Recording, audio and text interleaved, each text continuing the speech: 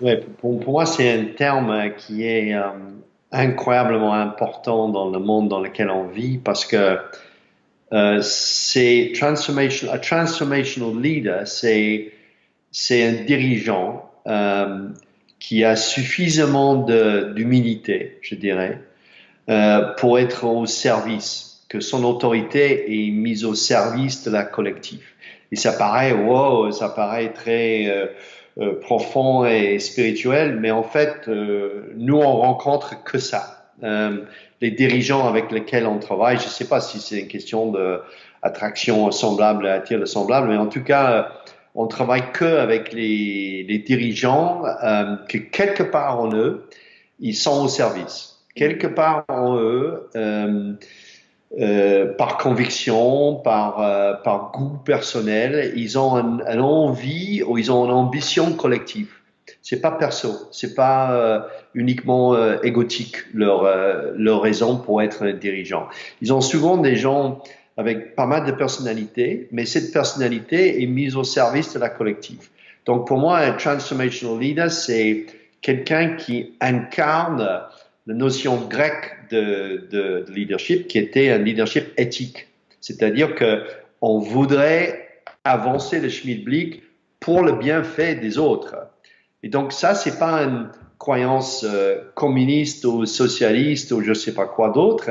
C'est éthique. C'est je voudrais du bien de toute ma communauté, pas uniquement de toute mon entreprise. C'est pas uniquement mon bien qui compte, parce que au fur et à mesure qu'on évolue en tant qu'être humain, on constate qu'on est liés les uns aux autres, et que si je m'occupe que de mon bien, ben c'est très limité et je vais pas avoir un véritable épanouissement du cœur, un épanouissement de tout mon être. Donc, les leaders, d'abord, il faut qu'ils soient conscients, et comme je disais, c'est vraiment le cas, de cette côté éthique, le côté collectif. Et je dirais, la deuxième chose, c'est que il faut que l'un va amener à l'autre. Il faut que le transformational leader soit dans un état de compassion et d'empathie avec son environnement. Ça ne veut pas dire qu'il n'est pas capable de diriger, qu'il n'est pas capable de prendre les décisions quand il le faut, qu'il n'est pas qu'il n'est pas capable De trancher. oui, de trancher et peut-être de virer quelqu'un si besoin est. Moi, j'en sais rien. Mais que fondamentalement, son positionnement, c'est un positionnement de compassion, c'est un positionnement d'empathie vis-à-vis de ses collègues de travail. Et puis, je dirais que le troisième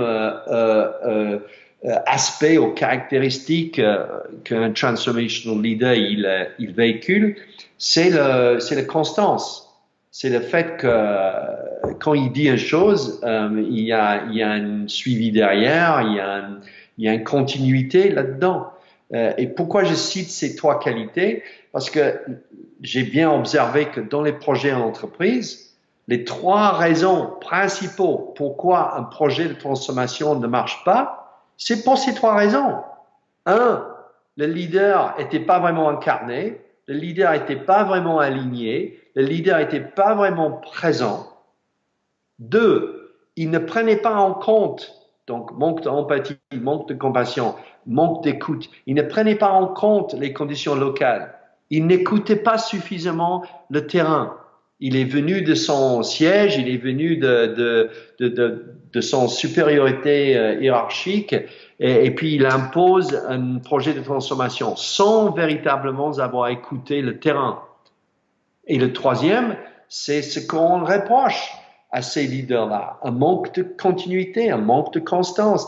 Il vient par TGV une fois par semaine et puis il part et il retourne à Paris après. Et puis il n'est pas avec nous, il n'est pas là, il n'est pas à nos côtés. Donc si on voit et ça, c'est historique aussi. Hein. C'est Winston Churchill, c'est quelqu'un que j'admire beaucoup. Qu'est-ce qu'il était? Bon, leadership incarné, énormément d'empathie, de compassion pour son peuple. 3, constance, détermination. Il allait au bout du truc. Il allait never give up. C'est aller jusqu'au bout du truc. Donc, ces 3 raisons sont des 3 raisons objectives pourquoi un projet de transformation personnel ou d'entreprise ne marche pas. Hein. C'est toujours les mêmes 3 raisons. Hein. C'est toujours, est-ce que je suis aligné? Est-ce que je suis vraiment présent? Est-ce que j'ai suffisamment d'empathie et de compassion? Et est-ce que je suis assez déterminé pour aller jusqu'au bout? Et voilà, pour moi, Transformational Leader, c'est ça. Et il y a une autre chose qui s'y ajoute, c'est vraiment pas seulement exiger la transformation de l'entreprise, la transformation de l'équipe, etc., mais d'exiger sa propre transformation.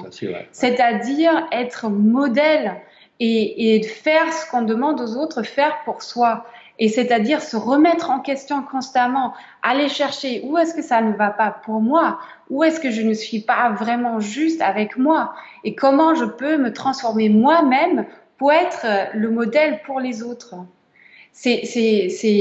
Comment on peut sinon exiger cela aux autres? C'est pas possible.